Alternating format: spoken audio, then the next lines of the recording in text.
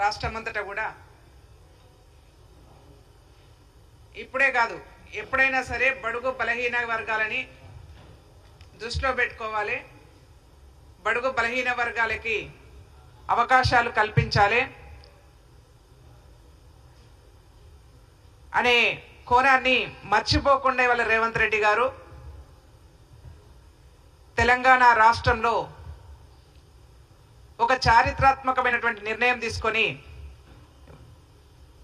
గౌరవ రాహుల్ గాంధీ గారు ఇచ్చినటువంటి సూచనలతో గౌరవ రాహుల్ గాంధీ గారు నాడు జోడో యాత్రలో ఇచ్చినటువంటి మాటకు కట్టుబడి తెలంగాణ రాష్ట్రంలో బీసీ కులగణన చేయడం జరిగింది.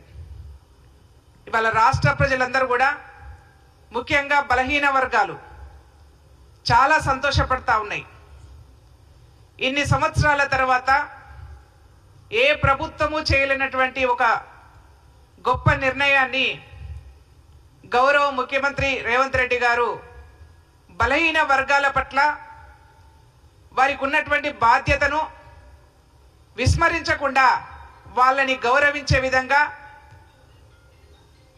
ప్రజలకు సేవ చేసేదాలనే కాకుండా ప్రభుత్వ ఫలాలలో కూడా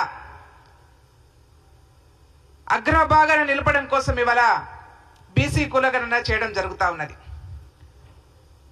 బహుశా ఈ రాష్ట్రంలో ఈ బీసీ కులగణన తర్వాత రాష్ట్రంలో ఉన్నటువంటి ఇతర పార్టీలకు కాలం చెల్లినట్టే అని చెప్పేసి మేము భావిస్తా ఉన్నాం. అందుకే ఇవాళ ఈ రాష్ట్రంలో ఉన్నటువంటి రెండు ప్రధాన పార్టీలు, ఒకటి బీఆర్ఎస్ పార్టీ,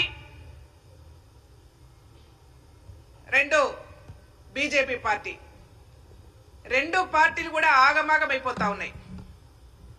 పొద్దున లేచి వాళ్ళు ఏం మాట్లాడుతున్నారో అర్థం కావట్లేదు. మనం చూసినాం కవితమ్మ గారు లిక్కర్ బిజినెస్లో అరెస్ట్ అయి బయటకు వచ్చిన తర్వాత బహుశా ఆమె బీసీ నినాదంతోనే బయటకు వచ్చి బీసీలకు నేను ఏదో చేస్తా అని చెప్పేసి మాట్లాడినారు. ఈ 2-3 జిల్లాలలో అనుకుంటాను బీసీ మీటింగ్లు కూడా పెట్టినారు. బహుశా పార్టీలో బీఆర్ఎస్ పార్టీలో బీసీ నినాదాన్ని ఎత్తుకునే బీసీ నాయకుడు లేకపోయి కావచ్చు,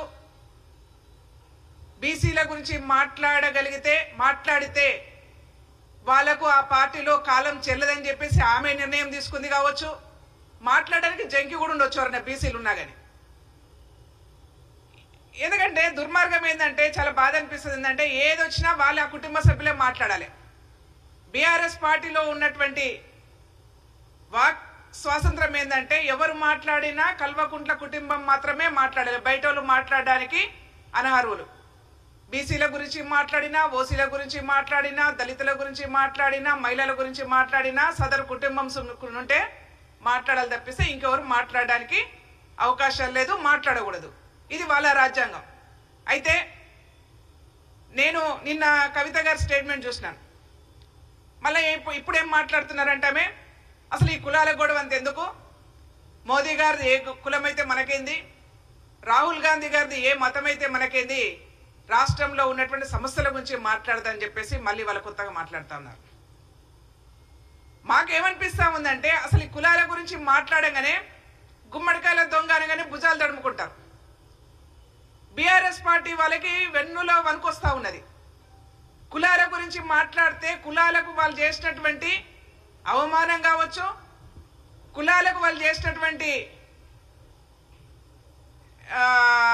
ఏదైతే మోసం కావచ్చు, ఇవన్నీ కూడా ఎక్కడ బయటకు వస్తాయని చెప్పేసి భయం ఉన్నట్టుగా మాకు అనిపిస్తా ఉన్నది.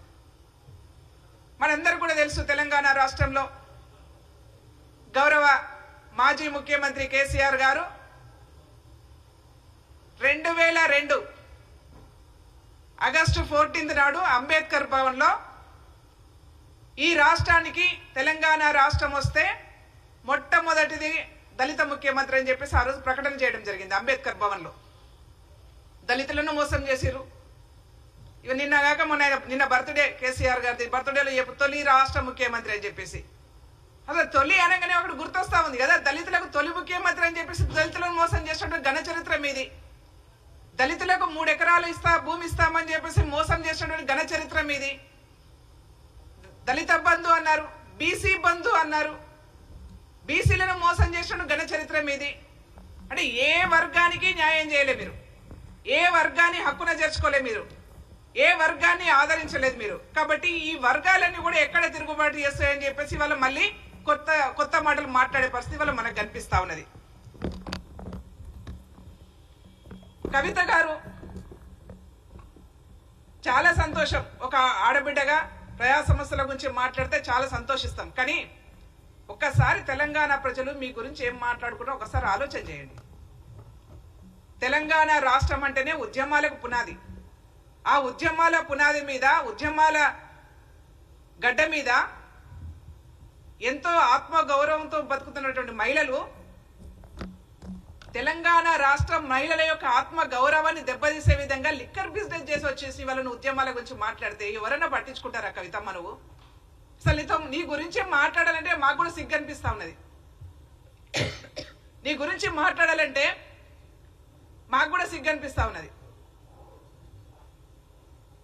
ఏదో రకంగా ప్రజలోకి వెళ్ళాలని చెప్పేసి ఒకరోజు బతుకమ్మ అంటావు, ఓసారి లిక్కర్ అంటావు, ఇవాళ మళ్ళీ ఒకసారి బీసీ అంటావు. మొన్నటిదాకా 33% మహిళలకు రిజర్వేషన్లు అని చెప్పేసి ఒక నినాదం ఎత్తుకొని, అంటే ఏదో ఒక నినాదంతోనే బయటికి రావాలి, ప్రజల మధ్యలో ఉండాలని చెప్పేసి మీ కుటుంబం మధ్యలో ఉన్నటువంటి కొట్లాటల్ని ఏదో రకంగా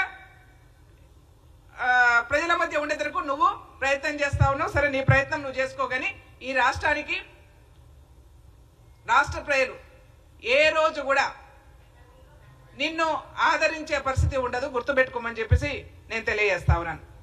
అట్లనే బీఆర్ఎస్ పార్టీ వాళ్ళని కూడా స్పష్టంగా అడుగుతా ఉన్నా, తెలంగాణ రాష్ట్రంలో కాంగ్రెస్ ప్రభుత్వము బడుగు బలహీన వర్గాలకు, బీసీలకు రేపు 42% రిజర్వేషన్లు కేటాయిస్తూ మేము ఇక్కడ తెలంగాణ రాష్ట్రంలో అసెంబ్లీ సాక్షిగా అసెంబ్లీ తీర్మానం చేసి కేంద్రానికి ప్రకటించే రోజు అతి దగ్గరలోనే ఉంది, ఆసన్నమైంది కూడా.